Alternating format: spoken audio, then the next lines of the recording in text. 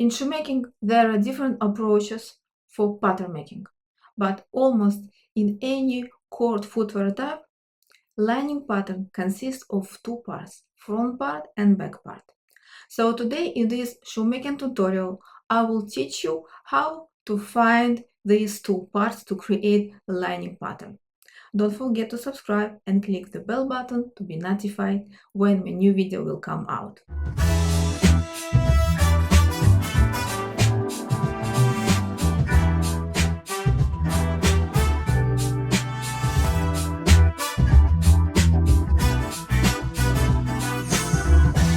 In shoemaking, to create details for each part of your footwear, you should work with basic pattern.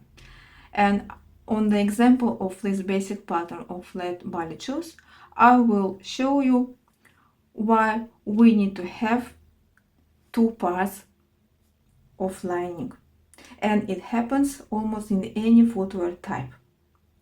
So right now we need to divide our basic pattern on two parts, the front part and the back part. Why?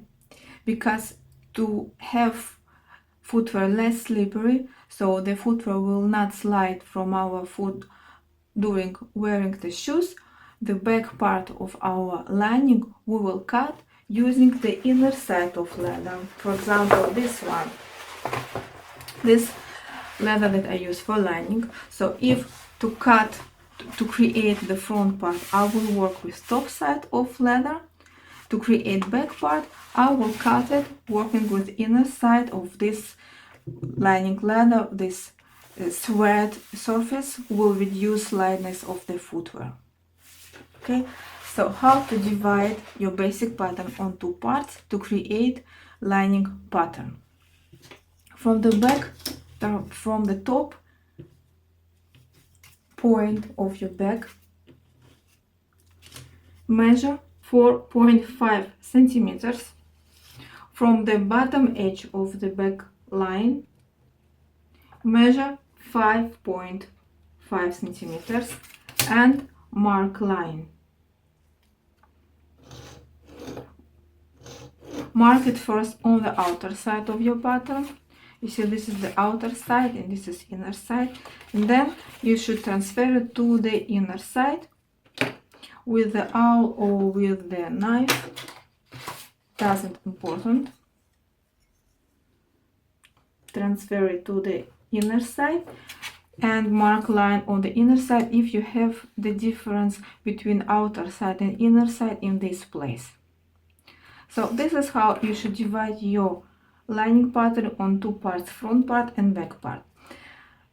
Now, these measurements that I told you about in the shoemaking tutorial, 45 millimeters and 55 millimeters, is for size 37, because usually to check patterns, to check how it lays on the footwear on the last, we make a size 37.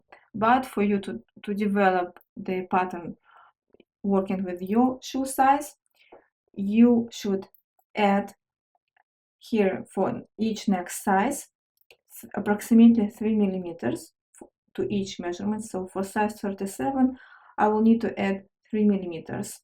It's 3.3 millimeters, okay? So approximately 3 millimeters. And same thing here, add 3 millimeters to create this part for the bigger size than 37 for size 38.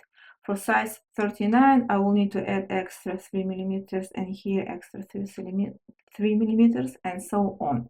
For size 36, I will need to reduce it on 3 millimeters each of these measurements to find this line on the basic pattern, to know how to divide this pattern on two parts, front part and back part, in order to create patterns for lining. That's it.